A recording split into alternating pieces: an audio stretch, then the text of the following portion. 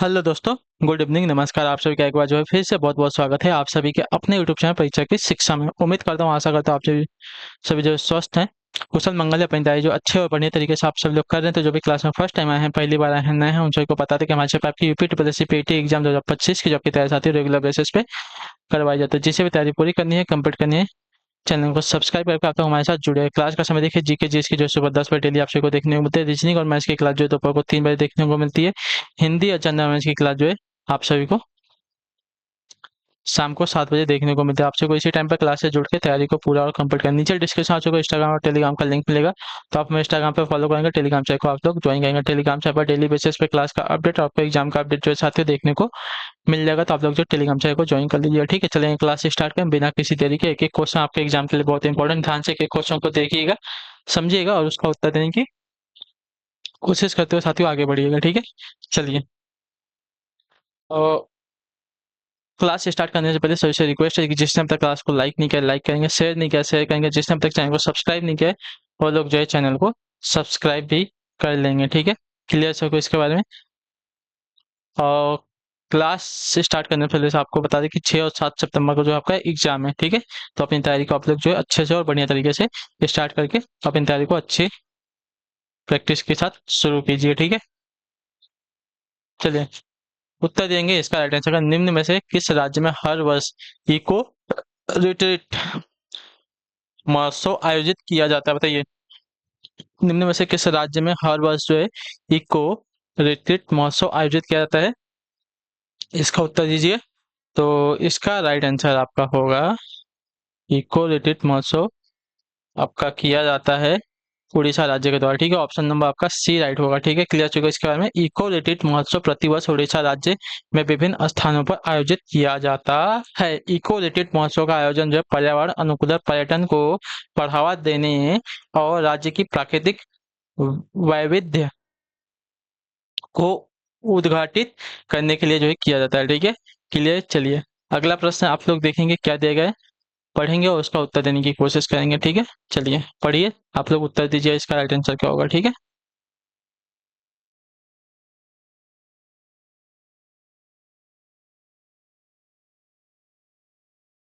दिया गया है आपका कौन सी घटना असहयोग आंदोलन को वापस लेने का मुख्य कारण थे। बहुत इंपॉर्टेंट क्वेश्चन है, बहुत बार आपसे पूछा भी जा चुका है सभी क्वेश्चन। ठीक है, तो इसका उत्तर देंगे। चलिए कौन सी घटना जो है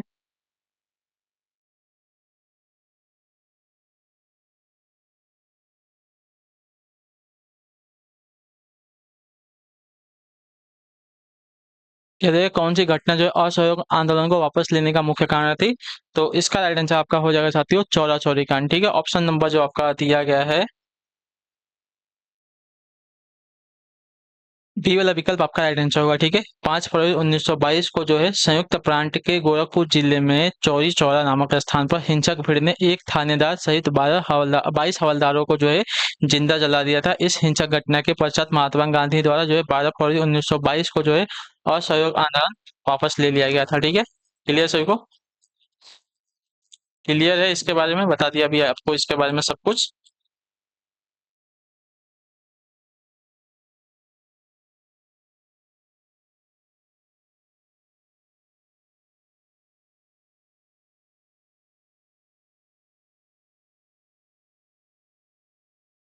चलिए अगले क्वेश्चन की तरफ बढ़ेंगे। आपका 43-43 नंबर उत्तर दीजिएगा राइट आंसर का। निम्नलिखित में से किस चिश्ती संत को चिरागे दिल्ली कहा जाता है, बताइए। निम्नलिखित में से किस चिश्ती संत को जो है चिरागे दिल्ली कहा जाता है, इसका राइट आंसर क्या होगा।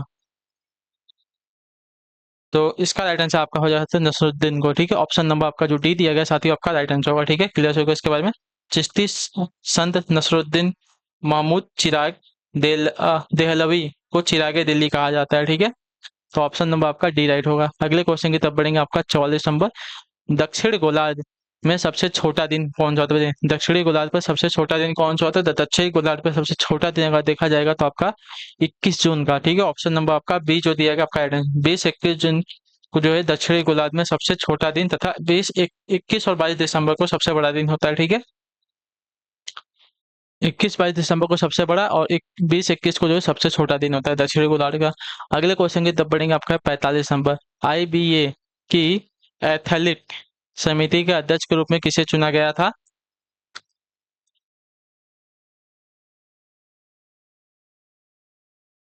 देखिए, इसकी अगर बात करेंगे, आईबीए एथिलीट।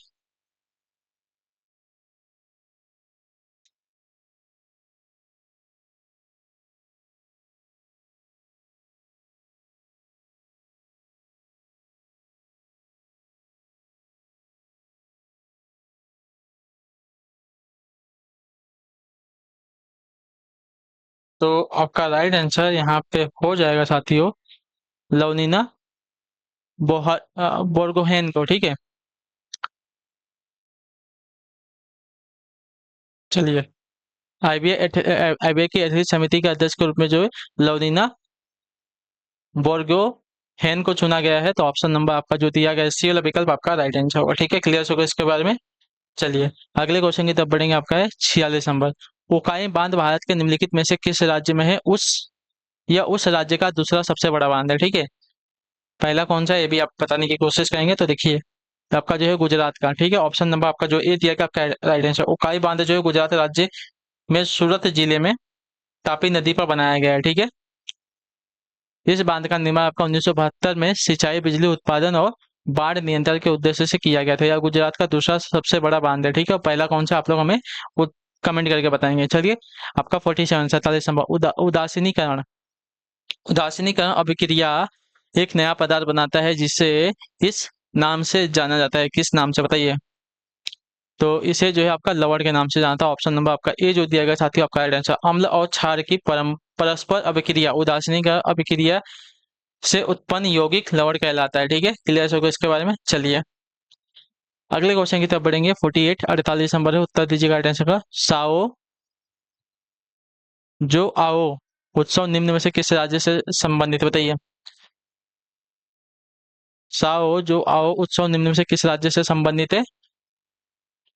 तो आपका राइट आंसर साथियों गोवा से, ठीक है। ऑप्शन नंबर आपका जो बी दिया गया आपका राइट आंसर। साओ जो आओ गोवा के कैथोलिक ईसाइयों द्वारा प्रतिवर्ष मनाया जाने वाला प्रमुख उत्सव है, ठीक है। तो ऑप्शन नंबर आपका बी राइट हो जाएगा।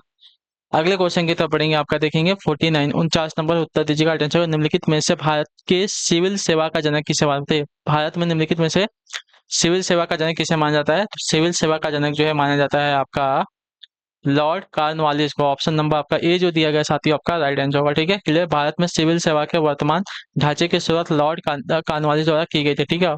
1857 में लॉर्ड मैकाले समिति की सिफारिशों के आधार पर जो सिविल सेवाओं में चयन के लिए प्रतियोगी परीक्षा को लागू किया गया था, ठीक है। चलिए, अगला है आपका 50 नंबर। क्या देगा? टेरेस खेती निम्न में से किस प्रकार की भूमि पर की जाती है? टेरेस खेती जो है निम्न में से किस प्रकार की भूमि पर की जाती है? मरुस्थल पर, पर्वत पर, मैदान पर या वन में? तो देखिए, टेरेस यानी कि सीढ़ीदार खेती, ठीक है। तो सीढ़ीदार खेती कहाँ पे की जाती है? आपकी पर्वतों पर की जाती है, पहाड़ों पर की जाती है। तो ऑप्शन नंबर आपका बी राइट होगा, ठीक है। क्लियर होगा इसके बारे में। सीढ़ीदार या टेरेस खेती जो है ढलानों पर खेती करने की सामान्य विधि है। इस विधि द्वारा ढाल की लंबाई को तोड़कर छोटा कर एवं ढाल की तीव्रता को कम करके मृदा एवं मृदा नमी को संरक्षण किया जाता है, ठीक है। चलिए, अगले क्वेश्चन की तरफ बढ़ेंगे। 51 नंबर। भारत का संविधान संविधान सभा द्वारा रिक्त स्थान में अपनाया गया था और 26 जनवरी 1950 को लागू हुआ था, ठीक है। तो इसका राइट आंसर आपका हो जाएगा साथियों 26 नवंबर 1949 को, ठीक है। ये बात याद रखिएगा। क्लियर है ये? भारतीय संविधान को 26 नवंबर 1949 को जो संविधान निर्मात्री सभा द्वारा अपनाया गया था। भारतीय निर्मात्री सभा की पहली बैठक आपकी 9 दिसंबर 1946 को हुई थी। 26 जनवरी 1950 को जो है भारतीय संविधान पूर्णतः लागू किया गया था, ठीक है। 26 नवंबर 1949 को जो है बनकर तैयार हो गया था, लेकिन इन्होंने जो है 26 जनवरी 2000 और सॉरी 26 जनवरी 1950 को जो है इसको लागू किया था। ये बात याद रखिएगा, ठीक है, गणतंत्र दिवस के रूप में। क्योंकि इन्होंने जो है 30 साल पहले 1929 में 26 जनवरी को ही जो इन्होंने अपना लाहौर में अधिवेशन किया था, जहां पे इन्होंने पूर्ण स्वराज की मांग की थी। तो उसी को देखते हुए इन्होंने 2 वर्ष बाद, 2 महीने बाद 26 जनवरी 1950 को जो है इसको लागू किया था और गणतंत्र दिवस के रूप में मनाया था, ठीक है। अगले क्वेश्चन की तरफ बढ़ेंगे। आपका 72 नंबर।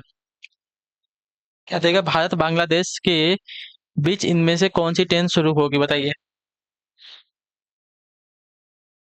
तो मिताली एक्सप्रेस, ठीक है। ऑप्शन नंबर आपका ए राइट है। चलिए, अगले क्वेश्चन की तरफ बढ़ेंगे। आपका है 53। निम्न में से कौन इंग्लेरिस क्या इंग्लोरियस एम्पायर, ठीक है। निम्नलिखित में से कौन जो है inglorious empire what the British did to India, inglorious empire what the British did to India नामक पुस्तक के लेखक हैं। तो इसका राइट आंसर आपका हो जाएगा साथियों शशि थरूर, ठीक है। ऑप्शन नंबर आपका सी जो दिया गया साथियों आपका राइट आंसर होगा, ठीक है। चलिए अगले क्वेश्चन की तरफ बढ़ेंगे। 54 नंबर, क्षेत्रफल की दृष्टि से भारत संसार का रिक्त स्थान सबसे बड़ा देश है, दूसरा, चौथा, छठा या सातवां। तो आपका राइट आंसर होगा सातवां, ठीक है। ऑप्शन नंबर आपका डी राइट। क्षेत्रफल की दृष्टि से भारत विश्व का सातवां सबसे बड़ा देश है, वही जनसंख्या की दृष्टि से भारत विश्व का दूसरा सबसे बड़ा देश है, ठीक है। क्लियर है सबको, इतना आप लोग याद रखिएगा।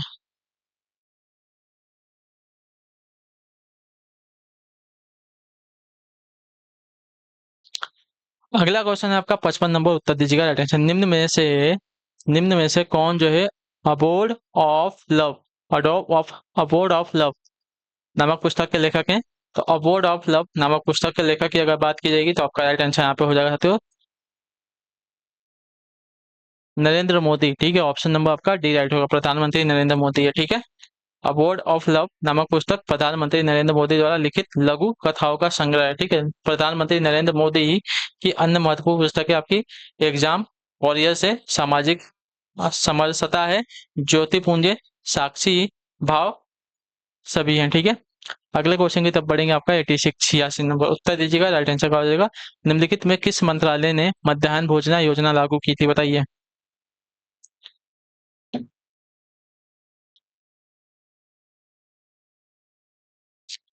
देखिए मध्याह्न भोजन योजना लागू किया गया था साथियों आपका किस मंत्रालय के द्वारा। तो आपका राइट आंसर हो जाएगा साथियों यहाँ पे मानव संसाधन मंत्रालय के द्वारा। ऑप्शन नंबर आपका बी राइट होगा, ठीक है। क्लियर हो इसके बारे में, हाँ या ना। मिड डे मील स्कीम जो है आपका मानव संसाधन विकास मंत्रालय के स्कूल शिक्षा और साक्षरता विभाग द्वारा लागू किया गया था, ठीक है। अगले क्वेश्चन की तरफ बढ़ेंगे 87 में, बंगाल विभाजन का आदेश किसने दिया था। बंगाल विभाजन का आदेश आपका कर्जन ने दिया था, ठीक है। ऑप्शन नंबर आपका ए राइट हो जाएगा, ठीक है। 1905 में जो है बंगाल का विभाजन हुआ था। अगले क्वेश्चन की तरफ बढ़ेंगे आपका है 88 में, इंडियन प्रीमियर लीग यानी कि आईपीएल का 15वां संस्करण किस टीम ने जीता था। 15वां यानी कि 2022 की बात कर रहा है, ठीक है। तो 22 में जो है जीता था साथियों आपका यहाँ पे गुजरात टाइटंस ने, ठीक है। तो ऑप्शन नंबर आपका डी राइट हो जाएगा। क्लियर होगा इसके बारे में, हाँ या ना। चलिए अगले क्वेश्चन की तरफ बढ़ेंगे आपका है 89 नंबर।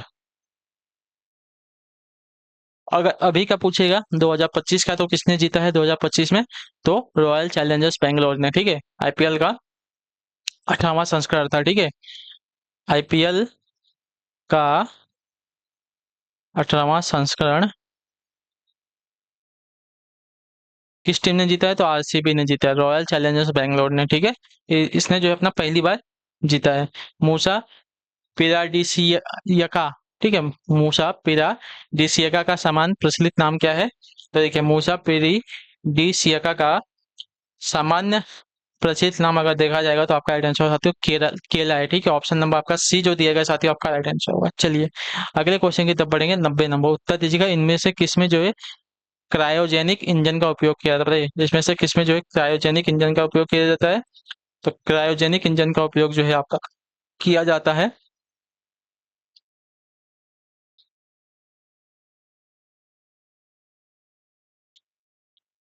रॉकेट प्रौद्योगिकी में, ठीक है। ऑप्शन नंबर आपका ए राइट हो जाएगा, ठीक है। रॉकेट प्रौद्योगिकी में क्रायोजेनिक इंजन का प्रयोग किया जाता है, इतना याद रखिएगा, ठीक है। तो ऑप्शन नंबर आपका ए वाला राइट हो जाएगा। चलिए अगले क्वेश्चन की तरफ बढ़ेंगे आपका 91 नंबर क्या देगा, संपन्न का उचित विलोम क्या हो जाएगा। संपन्न, तो संपन्न का उचित अगर विलोम देखा जाएगा साथियों तो संपन्न का उचित विलोम आपका होता है साथियों विपन्न, ठीक है। ऑप्शन नंबर आपका बी राइट है। चलिए अगला प्रश्न आपका 92 नंबर, उत्तर देने की कोशिश कीजिएगा। एक वर्तनी शुद्ध है, बताइए कौन सी वर्तनी आपकी शुद्ध है। खिवया, निरपेक्ष, न्योछावर। न्योछावर की वर्तनी आपकी यहाँ पे शुद्ध है, ठीक है। 93 93 अमृत का प्राचीन शब्द क्या होगा, बताइए अमृत का प्राचीन शब्द क्या होगा। तो अमृत का प्राचीन शब्द का देखा जाएगा तो यहाँ पे पानी होता है। ऑप्शन नंबर आपका सी राइट है, ठीक है। अमृत का प्राचीन शब्द का पानी है। क्लियर है, नहीं।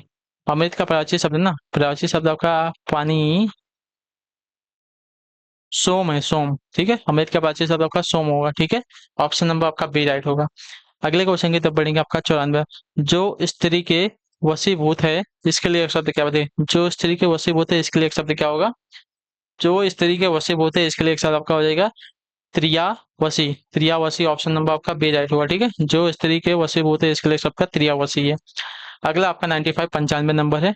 अक्ल का दुश्मन होना मुहावरे का चुनिए। ठीक है, अक्ल का दुश्मन होना मुहावरे का चुनना है हमें।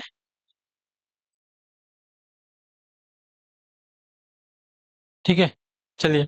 अक्ल का दुश्मन मुहावरे का अर्थ क्या हो जाएगा? तो अक्ल का दुश्मन मुहावरे का अर्थ अगर देखा जाएगा तो महामूर्ख होना, ऑप्शन नंबर आपका बी राइट होगा। ठीक है, अक्ल का दुश्मन होना कि महामूर्ख होना।